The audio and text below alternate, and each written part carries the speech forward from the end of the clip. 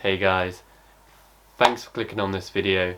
My name's Danny. If we've not met before, I'm on my journey to becoming a doctor. I already have a first-class Biomedical Science degree and I am currently working in the NHS and I deal with COVID patients on a daily basis. And yes, we may be a tiny little bit bitter that we're not getting a weekly clap in this second lockdown.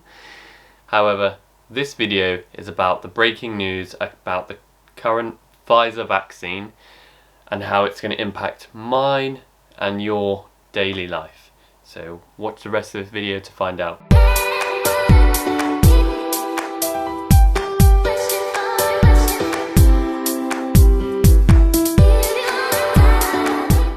Coronavirus is a novel, current public health crisis all over the world.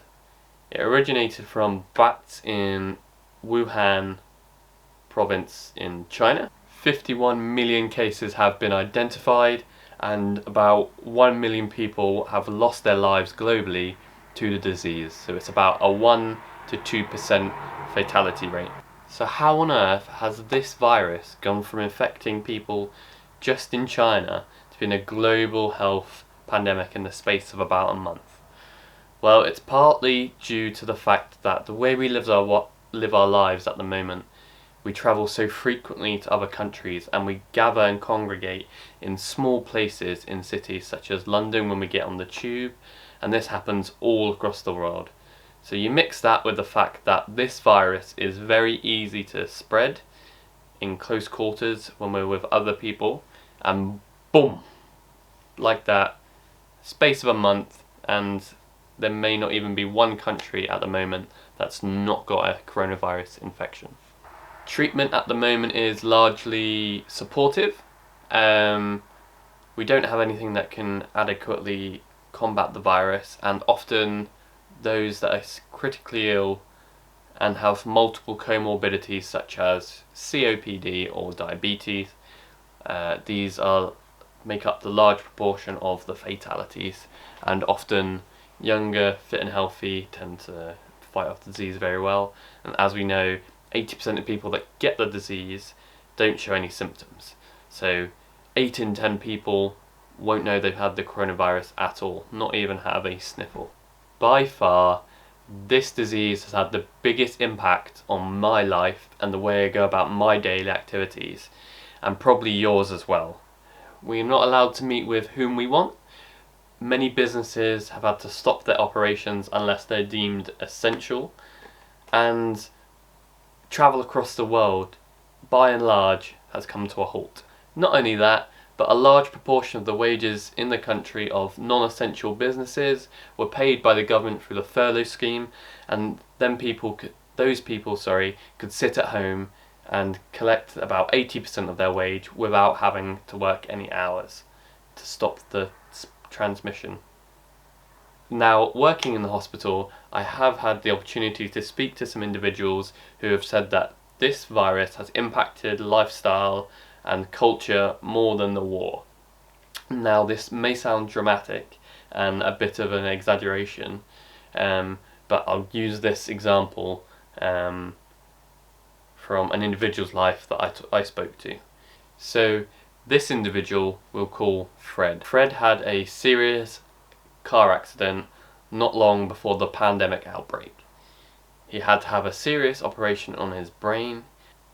The operation was successful, and he started his recovery in the hospital, and while starting his recovery, contracted COVID-19. Now, his wife is an elderly lady, and she was having to self-isolate at home in order to avoid getting the infection. So it took about 6 to 7 months before this lady had seen anyone that she recognised and was allowed into the hospital to see Fred, who did overcome COVID. And I can tell you the emotion in that room when they both got together again, and I'm manly enough to say that everyone in that room shed a tear. Then we take a completely different perspective from a business owner's point of view.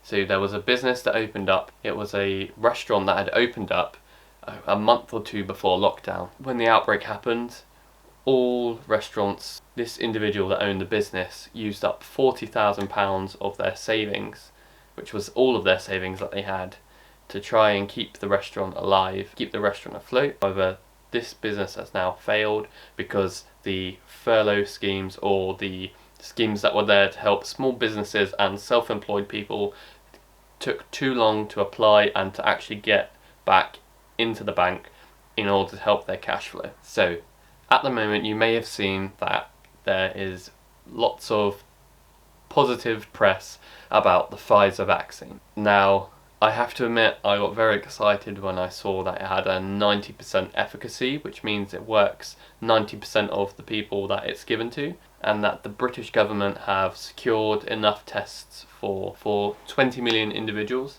So they will be given out to people on a priority basis with the elderly, people with comorbidities, and healthcare workers as the top priorities. Then it will be given to the rest of the population because they are less of a risk of falling victim to the disease.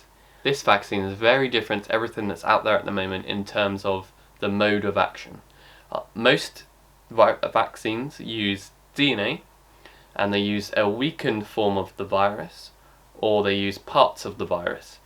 However, this vaccine uses mRNA, which is different to DNA, and once it's into the human cells, it causes the muscles to produce proteins, like a factory, that the immune system then recognizes as foreign and produces antibodies against. And it's these antibodies that help us fight off the disease. Questions we have at the moment is, are these antibodies going to be lasting long term? And are these going to be produced in the elderly population? Because often vaccines work less efficiently on elderly population, but it's the elderly population that are at most risk.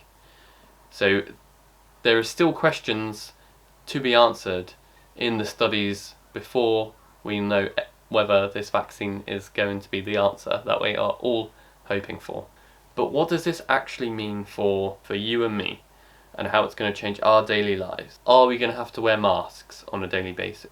Once the vaccine is rolled out to the majority of people, we will no longer need to wear face masks. The reason we wear face masks is to protect other people around us from catching the disease if we are possibly transmitting the disease.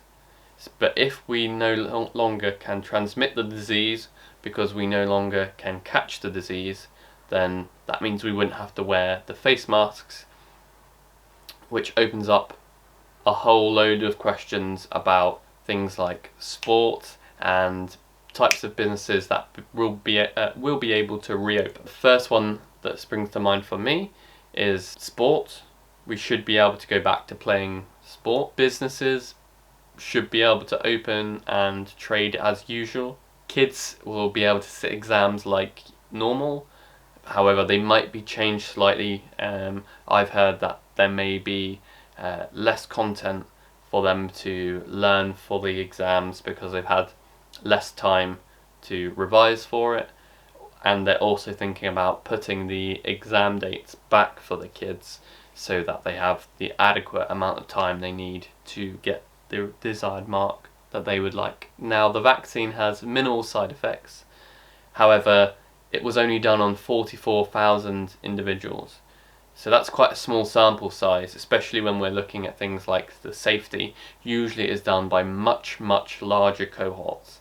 And that is why we have to take this with a pinch of salt, because it will not be rolled out if there are serious side effects to the vaccine. Another problem that we have with the vaccine is that it has to be stored at negative 80 degrees Celsius, which is very unusual and inconvenient because it means that we'll have to develop storage at this temperature, because in healthcare settings such as GP surgeries, they don't have the facilities to store at negative 80 degrees. So they'll have to have that brought in order to start administering the vaccine. This creates barriers for poorer countries in, for example, Africa, where the temperature there is already higher than it is in the UK. So storing at -80 is even harder. Cash flow in that country, those countries. So this may not be the answer to the entire world's problem.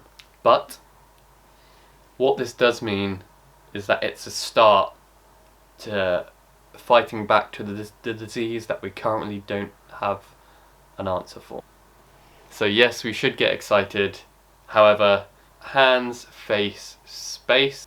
We need to remember this in the next 4 weeks of our lockdown in order to be allowed to have people around for Christmas, and hopefully by the beginning of next year have the vaccine rolled out and hopefully start to live a more normal life than what we're currently going through right now. So if this video helped you at all, or you just found it interesting, don't be afraid to click the subscribe button, it really helps me out. Comment down below your opinion on the news about the Pfizer vaccine, and until next time, peace guys.